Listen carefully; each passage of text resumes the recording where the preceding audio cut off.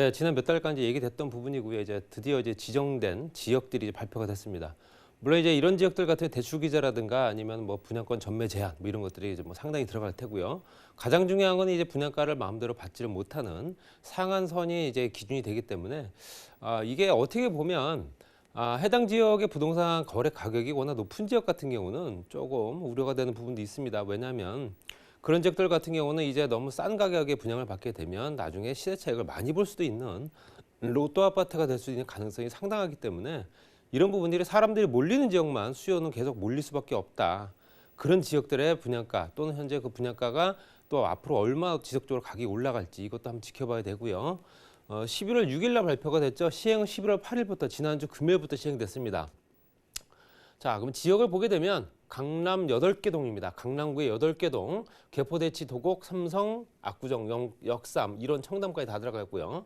서초동 같은 경우는 현재 강남, 서초, 송파까지가 이제 뭐 우리가 알고 있는 강남 3구, 뭐 강동구까지 포함시키면 강남 4구가 되는 거고요. 알고 있는 마용성이 다 들어가 있죠. 실제적으로 현재 영등포구는 여의도, 마포구는 현재 아현, 용산 같은 한남 보강 이런 지역들 같은 경우는 현재 재개발이 한창 진행 중인 지역이기 때문에 또 성수동 일가 같은 경우는 현재 비싼 가격의 아파트들이 분양되고 있는 지역이다 보니 뭐 이런 지역들이 들어가 있다 하는데요. 강동구에 2개 동이 들어가 있습니다. 보시게 되면 길동과 둔촌이 들어가 있는데 둔촌은 좀 이해가 갑니다. 둔촌은 현재 재건축 단지가 워낙 많기 때문에 2만 세대가 넘죠. 근데 길동은 왜 들어가는지 이해를 모르겠어요. 길동 같은 경우는 실제적으로 재정비 사업이나 그게 대규모 사업 단지가 있는 것도 아니고요. 그 주변 상황 봤을 때도 굉장히 열악한 지역인데 불구하고 길동까지 포함시켰다는 얘기는 둔촌동에서 흩어질 인구들 수요가 이제 분산되게 되면 길동의 집값도 오르지 않겠냐 해서 미리 선제적으로 한 것 같다라는 생각도 좀 들고요. 여러 여건 봤을 때도 조금 형평성 얘기가 계속 나오고 있는데 여기에 지금 빠진 부분이 지금 보시게 되면 전체로 지도를 한번 보시겠습니다. 보시면 강남, 서초, 송파까지 다 들어가 있는데 뭐 내곡, 수서, 자곡, 서곡, 우련 이런 지역들은 빠지는 거 당연하고요. 서초 지역이 우면, 양재, 염곡, 뭐 원지, 신원 뭐 이런 지역도 당연히 아직 미개발 지기니까 당연히 그럴 수밖에 없고요. 거기 삼전, 또 석천, 송파 같은 경우는 이 지역도 현재 빠져 있는 지역입니다. 거기에 이제 강남권역에서는 노년과 신사, 뭐 대규모 재건축 단지가 없는 지역이다 보니 뭐 그럴 수밖에 없고요. 그렇지만 동작구라든가 양천구가 빠진 건 조금 이해가 안 갑니다. 동작구 양천구가 현재 흑석 재건축, 재개발 사업이 진행되면서 집값들이 상당히 많이 오른 지역이고요. 양천구 목동 같은 경우는 뭐 학군이 워낙 좋은 지역이다 보니까 계속 또 재개발, 재건축 얘기가 계속 나오기 시작하면서 가격이 등락을 거듭해지면 지금 현재 결론적으로 많이 오른 지역입니다.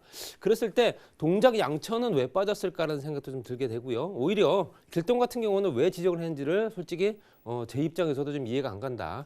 말씀드리고 싶고요. 조정 대상 지역도 변경을 했죠. 해제된 지역도 있고요. 그냥 그대로 유지가 된 지역도 있습니다. 그래서 해제된 지역 같은 경우 부산 지역의 동래 수영구 해운대구 3개 지역이 이제 지정 어떤 규제 지역에서 해제가 됐습니다.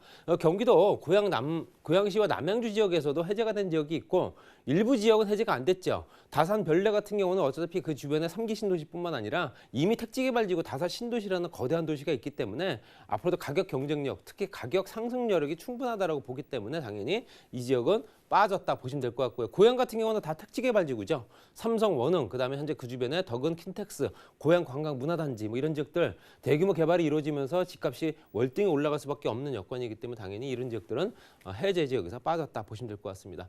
여러 가지 여건을 봤을 때도 여기서도 현재 경기권까지 이제 보게 되면 과천도 좀 빠졌죠. 과천 같은 경우도 재건축 사업이 1단지부터 7단지까지 굉장히 광범위하게 진행되고 있고요. 거기에 또 현재 그 첨단 산업단지뿐만 아니라 여러 가지 기본적인 어떤 개발 이슈가 많은 지역인데도 불구하고 빠져 있습니다. 그렇다면 우리가 생각했을 때 규제가 들어간 지역들은 조금 사람들이 꺼릴 수밖에 없고 그렇지 않은 비규제 지역으로 사람들이 몰릴 수밖에 없는 풍선 효과가 일어날 수밖에 없고요.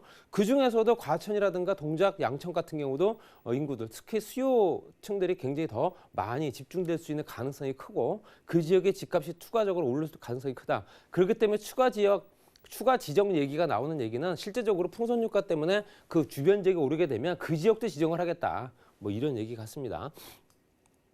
자, 추가 규제를 하게 되면 어떤 형태로 들어가냐? 대출 규제가 들어가죠. 일단은 투기지역, 투기과열지구, 개인사업자, 주택담보대출 규제는 40%대로 현재 시행 중이고요. 그렇지만 이제 주택 매매업자에 대해서도 현재 LTV 규제를 40%까지 도입을 하겠다라는 내용이 들어가 있는 겁니다. 그렇기 때문에 대출을 더 활용을 못한다는 얘기고요. 또 현재 실제로 법인에 대해서도 대출 규제가 들어가 있다. 주택 임대업이나 주택 매매업을 하는 법인체에 대해서도 대출 규제를 40% 선으로 현재 이제 규제를 들어가겠다라는 내용이고요. 담보실택 같은 경우는 마찬가지로 현재 LTV 대출이 80%까지 실행됐던 부분도 현재 투기지역이나 투기 과열지구도 40%.